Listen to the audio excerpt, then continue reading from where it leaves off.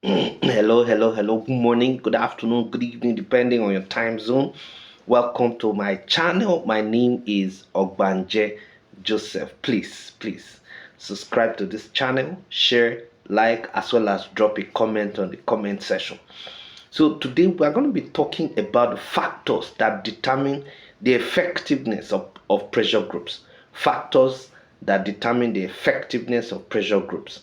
Now, for pressure groups to exist in a country and operate vibrantly and successfully, there are certain factors that are sacrosanct. These factors include the following. Number one, the nature of the government. Now, the system of government in operation in a country can make or mar, the existence of pressure groups. Now, the military system of government, for instance, is not friendly most times to the pressure groups. Hence, they tend to thrive better in a democratic system, than in an authoritarian regime. Don't forget that under a military system of government, okay, now there is no freedom of association, there's no freedom of speech. Now, there is no freedom of, you know, of um, of demonstration, protest, and all of that. So all of these things will be visited with a lot of violence. And so because of that, okay, under a military regime, pressure groups cannot actually thrive very well there. Okay, that's number one. Number two, public sympathy. Now, public sympathy here means that the pressure groups will drum up, they applied an appeal to the conscience of the populace, to reason with them and support them in their quest, to influence the government policy in their interest. So if the public does not see, reasons with the pressure group, whatever they are going to be fighting for is not going to be, is not going to have a buy-in of, the public. And if that does not have the buy-in of the public, at the end of the day, it's going to be like an exercise in futility on their part. Okay, so the next point is financial strength. Now, it is a fact that for any organization to be effective, such organization must be financially buoyant. Now, pressure groups need to carry out some of their activities and programs, okay, but where where they have lean resources, it will be pretty difficult for them to be effective generally. Now, the more robust they are financially, the better for them, because and the easier for them to be able to actually influence the decisions of government, because of course, money has a way of making people, to be influential.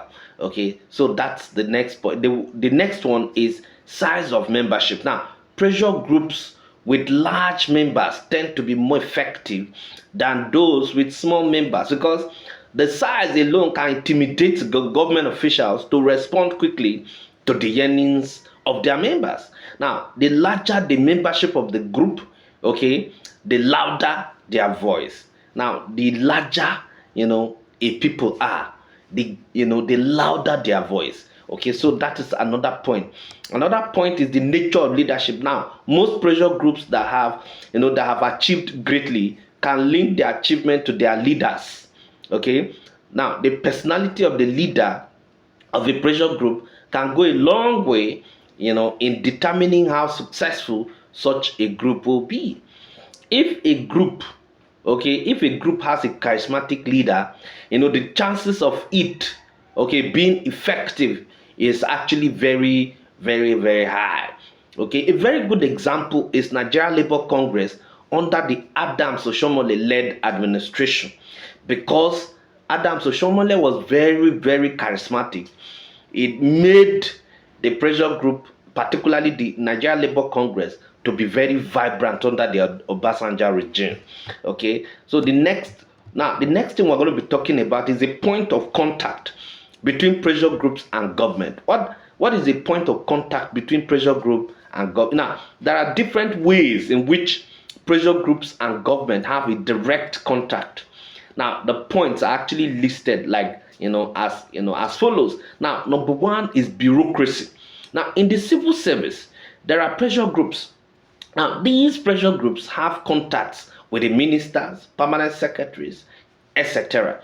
Now, these political office holders represent the government, and the people that work under them constitute the pressure groups. So they can easily register their intentions to the government through these officials of government. Okay, that is number one. Number two, legislature. Pressure groups also meet the lawmakers one on one, to vent their anger. Now, as the representatives of the people, the lawmakers can be used by the pressure groups, to make laws that will promote the interest of their members. Okay. Number three is the court. Now, the pressure groups use the judiciary to summon government officials to the court, where they meet face to face and argue out certain policies that are not favorable to them in a bid, to upturn such policies in the court. Okay. Now, the next one is the mass media.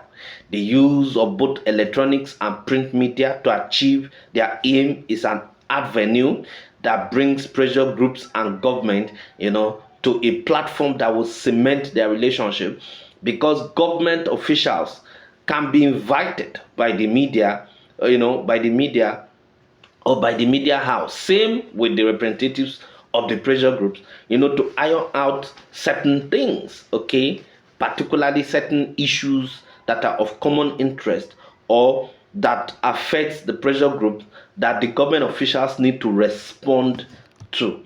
Okay. Now, the next thing is international support. International support. Now, both the government and the pressure groups can be invited by the international organization, to a roundtable discussion and seek ways of making peace, between them. So what I've said so far, I've just talked about, the factors that determine the effectiveness, of pressure groups, and the point of contact between pressure groups and government. Now, what are the factors that determine the effectiveness that I talked about? I looked at the nature of government, that is number one. I looked at public sympathy, that's number two. I looked at financial strength, that's number three. I looked at size of membership, that's number four. And then I also looked at the nature of leadership. The nature of leadership. Don't forget that under the nature of government, I talked about the fact that democracy is more amenable, to the existence of pressure groups than the military regime. Under the public sympathy, I talked about the fact that if the public supports what the pressure groups are doing, then at the end of the day, it makes things very easy for them. I talked about financial strength. Now, economy determines, how effective an organization is. So financial strength is very important. I talked about size of membership.